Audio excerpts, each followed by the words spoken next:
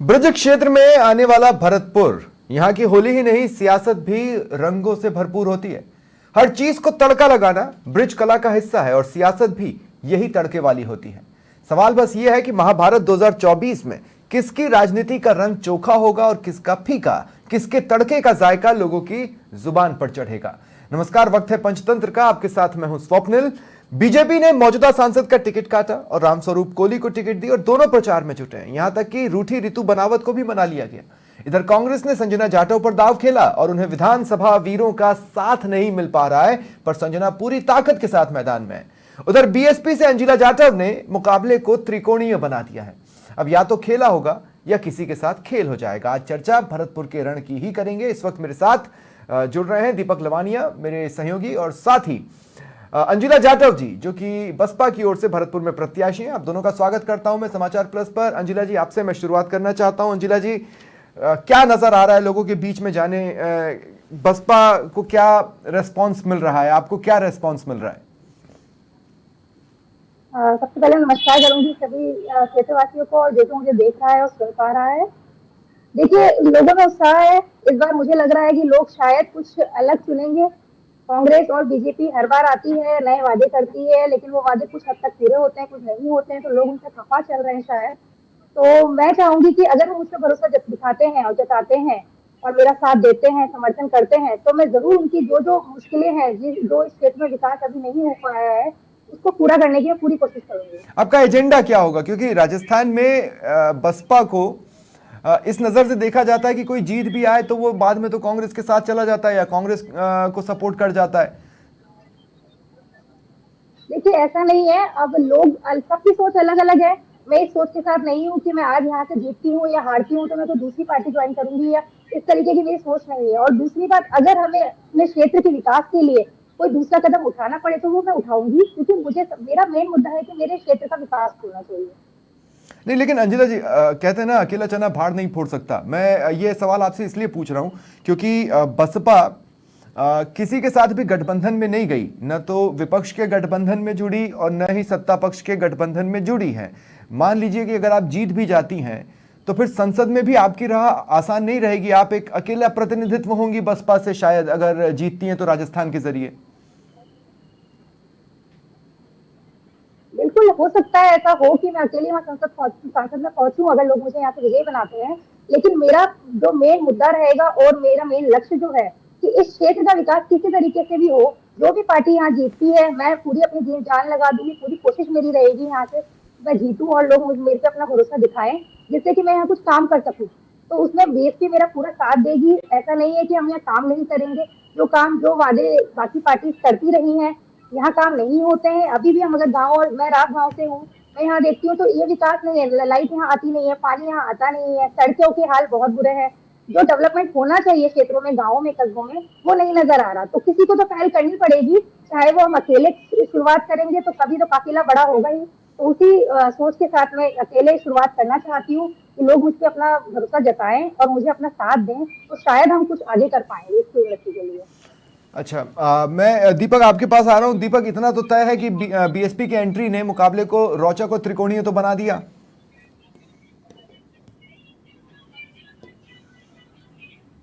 बिल्कुल स्वप्निल, भरतपुर लोकसभा क्षेत्र की बात करें तो दो महिलाओं के बीच एक पुरुष प्रत्याशी है रामस्वरूप कोहली, वो फंसे हुए हैं। हाँ। अंजिला जाटव, जिनको बसपा ने अपना प्रत्याशी बनाया है, और संजना जाटव जो कि कांग्रेस की प्रत्याशी हैं। रामस्वरूप कोहली हालांकि बयाना सुरक्षित विधानसभा लोकसभा सीट से पूर्व में वर्ष 2004 में सांसद रह चुके हैं भाजपा के टिकट पर। इस बार भी मुकाबला रोचक है और जो बसपा प्रत्याशी हैं, इन्होंने मुकाबले को और ज्यादा रोचक बना दिया है। अब बात कर लेते हैं इनके जो दावे होते हैं, जो बातें होती हैं, जो आम जनता से वादे करते हैं। हर चुनाव में विकास का एक मुद्दा होता है, विकास की बड़ी बड़ी बातें होती हैं। लेकिन भरतपुर की बात करें तो भरतपुर विकास की दौड़ में हमेशा अभी तक पीछे ही है।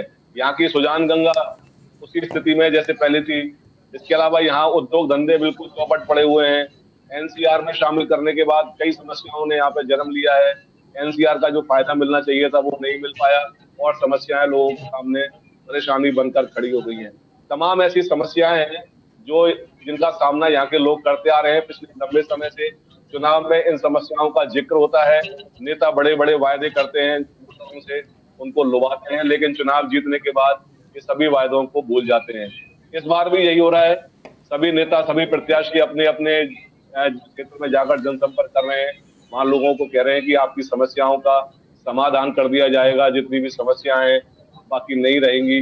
अब जैसे भरतपुर की सुजान गंगा नहर है, मैं अपने पत्रकारिता जीवन में देख रहा हूं कि हर चुनाव में ये नहर मुद्दा बनती आई है। नेताओं ने इस नहर के उद्धार के नाम पर वोट बटोरे हैं, लेकिन आज तक इस नहर का कुछ नहीं हुआ। सुसाइड पॉइंट में तब्दील हो गई है, आए दिन इसमें से नहीं, ये तो देखिए, ये आप भी जानते हैं दीपक, कल आपके पत्रकारिता अनुभव में ये सब कहने की बातें होती हैं, लेकिन जो असली जंग होती है वो किन्हीं और ही एजेंडे के आसपास घूम रही होती है। ऐसा कोई एजेंडा जो पार्टियों ने अब रखा हो मैदान में?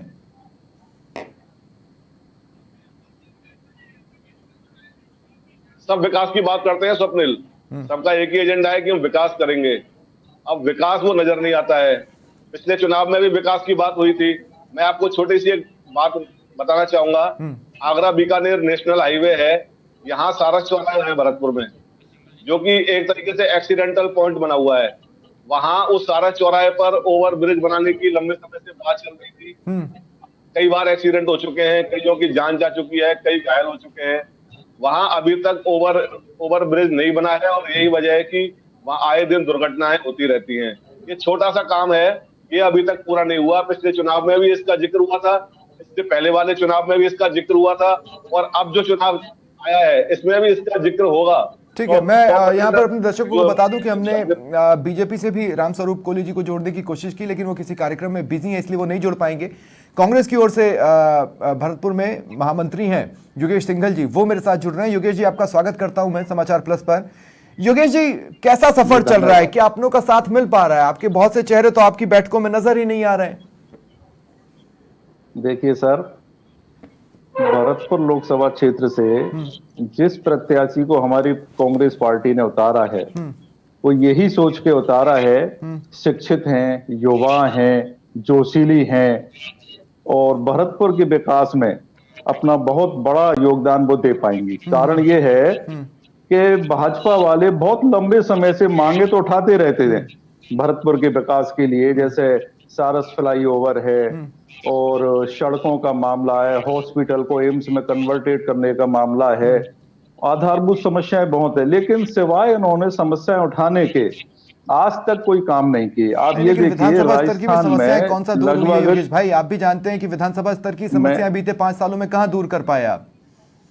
मैं वही कहना चाह रहा हूं सर, 4 महीने राजस्थान में सरकार को बने हो गए बीजेपी की, लेकिन सिवाय अपराधों के बढ़ने के या किसी अरनगल काम में सरकार के शामिल होने के अलावा अपराध तो खुल रहे हैं। अगर आपको पता हो, ऑपरेशन एंटीवायरस के तहत गिरफ्तारियां हो रही हैं, धर्म परिवर्तन के रैकेट का खुलासा होना। जी जी जी, मैं दोबारा बताना चाहूंगा आपको, भरतपुर की जो लड़ाई है लोकसभा में, शिक्षित और अशिक्षित के प्रति है, धर्म और अधर्म के प्रति है, न्याय और अन्याय के प्रति है। हमारी प्रत्याशी जो है, आप ये देखिए कि रामस्वरूप कोहली जो बीजेपी ने उतारे हैं, ये पहले जीते थे चुनाव, लेकिन फिर इनको टिकट क्यों नहीं दिया? कहीं तो कुछ खामी रही होंगी उसमें। और सुनने देखने में जो आ रहा है कि बीजेपी के जो एक चीज देखने में मिली, वो भी इनसे अपनी दूरी बनाए हुए है। आप हो सकता है मेरी बात से सहमत हो कि रामस्वरूप और रंजीता कोहली एक साथ नजर आते हैं। अब दिक्कत क्या है कि लगभग 7-8 दिन पहले आपके जिला अध्यक्ष एक बैठक बुलाते हैं, जिसमें जाहिदा खान नहीं आती, विश्वेंद्र सिंह नहीं आते, अमर सिंह जाटव नहीं आते, भजनलाल जाटव नहीं आते, वाजिब अली नहीं आते, जोगिंदर सिंह अवाना नहीं आते। भाई, आप लोग तो एक साथ दिख ही नहीं रहे। ऐसा है सर, अभी 27 तारीख को हमारे प्रत्याशी ने नामांकन भरा है, और लगभग 7-8 हजार लोगों की भीड़ उसमें रही है, जिसमें विश्वेंद्र सिंह थे, जाहिदा खान कहाँ थी? हाँ, 100%। हाँ, उसमें विश्वेंद्र सिंह थे, जाहिदा खान कहाँ थी? वाजिब अली कहाँ थे? जोगिंदर सिंह अवाना कहाँ थे सर? वाजिब अली इस समय देश से बाहर है, और वो 6 तारीख को अपने यहाँ क्षेत्र में प्रवेश कर जाएंगे, और चुनावों तक पूरी मुस्तैदी से हमारी पार्टी के साथ डटे रहेंगे। कहीं किसी तरह की हमारे यहाँ कोई विरोधाभास नहीं ठीक है। है। और बीजेपी की फिर दोबारा कहना चाहूंगा मैं आपको, जिस कदर बीजेपी के अंदर लोकल लेवल पर विरोधाभास है, उनके स्वयं के जो नेता हैं, जो कार्यकर्ता हैं, वो दूरी बनाए हुए हैं। तो उस सब को लेके मैं समझता हूं कि हमारी पार्टी भारी बहुमत से भरतपुर लोकसभा चुनाव जीतेगी। मैं आपने नामांकन की बात निकाली, मैं नामांकन की घटना के दौरान एक बड़ी इंटरेस्टिंग घटना हुई थी जिसकी तरफ आपका ध्यान लाऊंगा, लेकिन अगले सवाल में। अंजिला जाटव जी, मैं आपके पास आऊंगा। मैं आऊंगा योगेश भाई, मैं आऊंगा। अंजिला जी, मैं आपके पास आऊंगा। बीजेपी के पास कार्यकर्ताओं की फौज है, कांग्रेस के पास कार्यकर्ताओं की फौज है।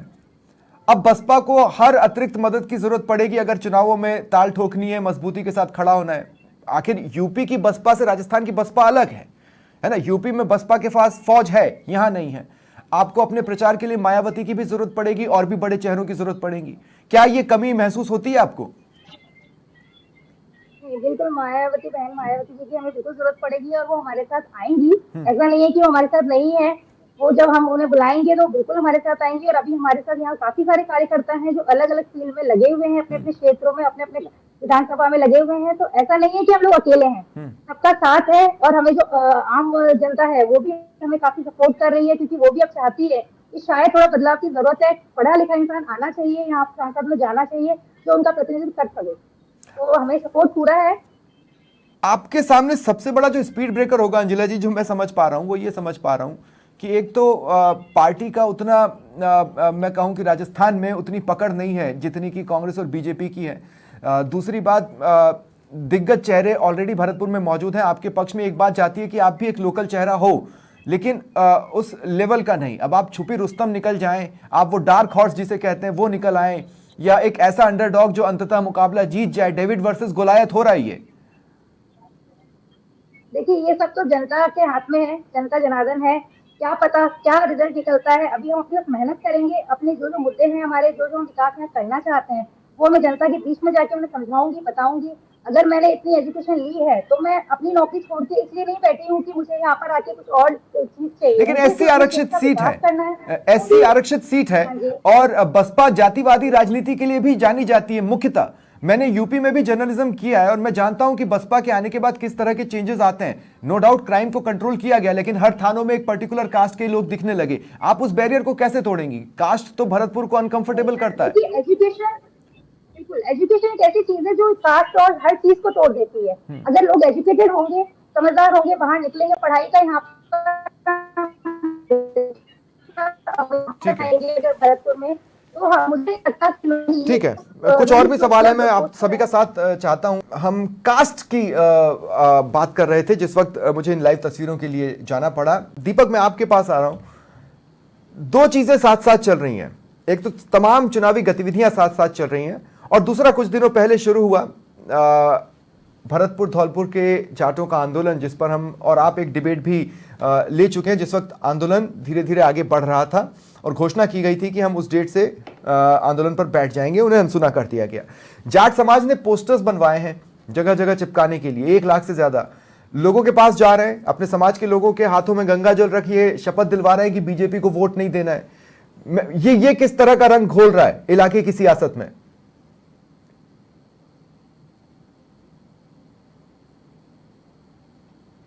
दीपक,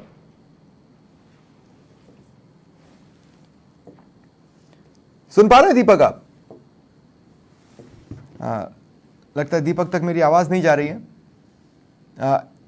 योगेश सिंघल जी, मैं आपके पास आ रहा हूं। योगेश सिंघल जी, बहुत गजब की बात थी जी कि नामांकन भरकर बाहर निकले तो बीजेपी के विधायक मिले, और क्या गले मिले। ऑब्वियसली भाई कोई मनभेद ऐसी जगहों पर तो होता नहीं है, वो सियासी मंचों की बात अलग है। लेकिन उसके बाद आपकी रैली को रोक दिया गया तो आपने दोस्ती भुला दी और ये बताया कि हम दुश्मन क्यों हैं। तो सियासत तो मौका देख कर ही होती है, कांग्रेस भी वही तो कर रही है। सर ऐसा है, जहां तक हमारे महाराजा विश्वेंद्र सिंह जी की बात है, दूसरे पार्टी के लोगों से मिलने की, गले मिलने की, क्योंकि अभी होली का त्योहार बीता है। हाँ। और महाराजा साहब हमारे इस पूरे क्षेत्र के वाकई महाराजा हैं और सब लोग उनका आदर करते हैं। सबके लिए सर्वमान्य नेता हैं वो। सभी धर्मों का, सभी जातियों का, सभी पार्टियों के लोग उनका नहीं, मैं उस आदर चीज को तो करते हैं, क्रॉस ही नहीं सम्मान कर रहा हूं। मैं तो करते क्रॉस हैं। इस बात को कर रहा हूं और योगेश भाई कि इसके आपको इसके कुछ देर अलावा गर्मी में खड़े होकर मैं पसीना बहाना बताना पड़ा तो आपने चाहूंगा, कहा बीजेपी ने करवाया। वही आ रहा हूं मैं। हाँ। जैसे ही हमारी नामांकन रैली निकली, हाँ। मुख्य बाजार कुमेर गेट चौराहे के करीब पहुंची, वैसे ही प्रशासन का दबाव आया, भाजपा सरकार का दबाव आया प्रशासन के ऊपर कि कैसे भी इनकी नामांकन रैली को लेट करो, क्योंकि टाइम 11 बजे से 3 बजे तक का होता है नामांकन करने का, और लगभग 2 सवा 2 बजे हमें शुरुआत में बच चुके थे। तो राजस्थान सरकार के दबाव में प्रशासन ने और हमारी रैली को बेवजह रोके रखा। उनकी मंशा ये थी कि कैसे भी इनकी नहीं तो कांग्रेस दोनों प्रत्याशी रैलियां टकराती, नामांकन ही विस्फोटक नहीं कर स्थितियां पाए। बनती। मुझे लगता है वहां पर आप ही को संयम और रखना चाहिए था इशू बनाने की जगह। जब नहीं, हमारा कोई मतलब संयम नहीं तोड़ा किसी ने, ये गलत बात है बिल्कुल। और सबसे बड़ी बात मैंने यह ये है नहीं कहा आपने संयम तोड़ा, मैं बिल्कुल ये कह रहा हूं बीच, कि अगर जी, दोनों रैलियां आपस में टकराती तो फिर विस्फोटक स्थितियां बन जी। सकती थी। नहीं, रैली तक टकराने की बात तो यूं नहीं होती कि भाजपा के जो प्रत्याशी की नामांकन रैली थी, बिल्कुल लक्ष्मण मंदिर चौक पर उन्होंने मीटिंग की थी, जो बिल्कुल भी परमिशन के दायरे में आती ही नहीं है, और ना ही वहां उस जगह मीटिंग करने की इन्होंने परमिशन ले पर रखी आपकी थी। आपत्तियां सिर्फ लेकिन यहीं चूंकि खत्म नहीं हुई, सरकार आपकी है, आपत्तियां तो शासन है बहादुर सिंह इनका। कोहली पर भी थी। अगर आपको याद हो कि वो जी। चेंबर तक क्यों उनको ले जाया गया, जवाहर सिंह बेडम जी उन्हें क्यों चेंबर तक ले गए, ये भी आपके आपत्तियों के केंद्र में रहा। मैं वही तो बताना चाह रहा हूं सर, शासन है, ये लोग अपनी मनमानी कर रहे हैं और दूसरी पार्टी को असफल करने का पूरा प्रयास कर रहे हैं। अब मैं आपको परसों की घटना बताता हूं कि आईटी विभाग ने कांग्रेस पार्टी के खातों में से जबरन 135 करोड़ रुपए निकाल लिए। ये कहां की तुक है। इसके अलावा आयकर विभाग ने हाँ, उसे लेकर आप सड़कों पर भी हैं और आपने आज प्रदर्शन भी किया है, 1823.08 करोड़ रुपए जमकर का प्रदर्शन किया है। नोटिस दिया लेकिन कांग्रेस मेरा एक पार्टी सिंपल सा को। सवाल है योगेश भाई, और जब आपने ये इशू उठाया ही है तो मैं आपसे, मेरा एक सिंपल सा सवाल है आपसे, जी। और वो ये है कि जिस वक्त आपको बताया गया था पैसे दो, आपने नहीं दिए, तभी तो ये पैसे बढ़े हैं। टाइम पर दे देते तो इतना झंझट ही नहीं था। भारतीय जनता पार्टी की सरकार, आप देख रहे हैं रोजाना कि सरकारी एजेंसियों का पूरी तरह दुरुपयोग कर रही है, अपने शासन का पूरा इस्तेमाल कर रही है। और आप पे फाइन लगा है, फाइन कब लगता है? मैं बताऊं, हिंदुस्तान की भारतीय राष्ट्रीय कांग्रेस पार्टी सबसे बड़ी पार्टी है। अरे योगेश इनका भाई, प्रयास पूरा फाइन ये कब है लगता है योगेश भाई? कि फाइन कैसे तभी भी लगता इनके है ना कि जब खातों को आपको फ्रीज समय पर कोई कर चीज दो, करनी थी, आपने नहीं पैसा की। नहीं निकले, और बिना पैसे के चुनाव, ये बहुत बड़ा चुनाव होता है लोकसभा का, लड़ा नहीं जाता। और इनकी पूरी मंशा ये है भारतीय जनता पार्टी की, कैसे भी एनी हाउ इनको बिल्कुल असफल करो, जो कि उनका अंजिला जी, घृणित मैं और कुत्सित प्रयास आपके है। पास आ रहा हूं। मैं इसकी निंदा करता अंजिला जी, हूं। मैं आपके पास आ रहा हूं। जाट समाज का जो आंदोलन चल रहा है, वो कुछ हद तक कांग्रेस से खुश हैं, कुछ हद तक छोटी मोटी शिकायतें हैं, लेकिन उस आंदोलन को बसपा से कोई उम्मीद नहीं है। क्या ये बसपा के लिए खतरे की घंटी है इलाके में? नहीं, ऐसा कुछ नहीं है। हम अगर उनके पास जाएंगे, अभी हम अपनी रणनीति बना रहे हैं, हम उनके पास भी जाएंगे, वो भी हमारे जाट भाई हैं, उनके लिए भी मैं उनका समर्थन करती हूँ। जिस चीज की वो मांग कर रहे हैं, उनको रिजर्वेशन मिलना चाहिए, तो उसके लिए जो भी प्रावधान होगा हमारे संविधान में, वो चीज हम उन्हें दिलाने की पूरी कोशिश करेंगे। तो मैं उनके साथ बिल्कुल हूँ, उनके समर्थन जो मांगे करें उनके साथ हूँ। दीपक, आपको मेरी आवाज मिल रही है? जी मिल रही है। दीपक, मैं पूछना चाह रहा था कि ये जो जाट समाज का आंदोलन चला और उसके बाद जो जाट समाज ने ताजा जो घोषणा की है और जो वो ताजा बीजेपी के खिलाफ लोगों के पास जाकर उनसे शपथ दिलवा रहे हैं या पोस्टर्स चिपका रहे हैं, क्या इसका कोई मेजर गेम चेंजिंग होल्ड नजर आ रहा है इलाके में? बिल्कुल, धौलपुर और भरतपुर के जाटों के आरक्षण का जो मुद्दा चल रहा है, उसको लेकर अब जाट आरक्षण संघर्ष समिति का जो अभियान है, ऑपरेशन गंगा जल, वो शुरू किया गया है। पिछले दिनों गांव गांव में जा रहे हैं संघर्ष समिति के पदाधिकारी, गंगा जल की सौगंध जाट समाज के लोगों को खिलवाई जा रही है। उनसे कहा जा रहा है कि बीजेपी ने आरक्षण देने में अड़ंगा लगाने का काम किया है, इसलिए भाजपा को वोट ना दिया जाए। इस तरह की बातें गांव गांव में जाकर कही जा रही है, लोग सौगंध भी खा रहे हैं। इसके अलावा जाट समाज के कुछ अन्य संगठन भी हैं जो भाजपा का साथ देते हुए नजर आ रहे हैं। कुल मिलाकर दोनों बातें सामने आ रही हैं कि कहीं भाजपा का जाट समाज के लोग विरोध भी कर रहे हैं और कोई तबका ऐसा भी है जो भाजपा का समर्थन भी कर रहा है। इसके अलावा अब बात करें पूरे चुनाव की, तो दो बेटियां हैं भरतपुर की, वो चुनाव मैदान में। अंजला जाटव ये भरतपुर की बेटी है, ये कामा के गांव पड़ता है, वहां की निवासी हैं। संजना जाटव जो कांग्रेस की प्रत्याशी है, वो भुसावर की बेटी है, उनका पियर भुसावर में है और ससुराल उनका कटुबर में है। एक बेटा है भरतपुर का। ये देखते हैं कि भरतपुर के लोग, भरतपुर लोकसभा क्षेत्र के मतदाता कौन सी बेटी पे आशीर्वाद रखेंगे या बेटे को आशीर्वाद देंगे, ये तो आने वाला समय ही बताएगा। लेकिन सभी अपना वो बेटी दमखम को बढ़ाएंगे या लगा रहे बेटे हैं, को सभी बढ़ाएंगे अपना- सियासत में, ये देखने वाली बात होगी, क्योंकि एक बेटा और दो बेटियां हैं चुनावी रण में।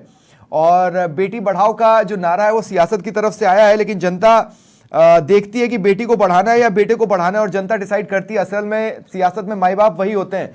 मैं लास्ट में सिर्फ एक बात ये कहना चाहता हूं कि दरअसल बीजेपी के गेस्ट हमारे साथ जुड़ नहीं पाए। रामस्वरूप कोहली जी इनवाइटेड थे, अगर वो इस कार्यक्रम में जुड़े होते तो 3 बेहद स्पेसिफिक सवाल मेरे पास थे उनसे पूछने के लिए, कि एक जाट समाज के आंदोलन जो खड़ा हुआ है और वो आपके अगेंस्ट प्रचार कर रहे हैं, उसका क्या असर देखते हैं आप। दूसरा ये कि आपने रितु बनावत को क्या बोलकर मनाया, और तीसरा सवाल मेरा ये होता फिर जो रितु बनावत बीजेपी को कोस रही थी और बीजेपी की खामियां गिना रही थी, क्या बीजेपी ने रातों रात वो खामियों को दूर कर लिया। इन 3 सवाल मेरे पास उनके लिए होते, चूंकि वो नहीं है और लोगों को ये लगेगा कि हमने वन साइडेड डिबेट कर ली है, इसलिए मैं उन 3 सवालों को तो कम से कम पब्लिक प्लेटफॉर्म पर रख रहा हूं। बहुत बहुत शुक्रिया आप सभी का मेरे साथ जुड़ने के लिए और इस चर्चा में शामिल होने के लिए।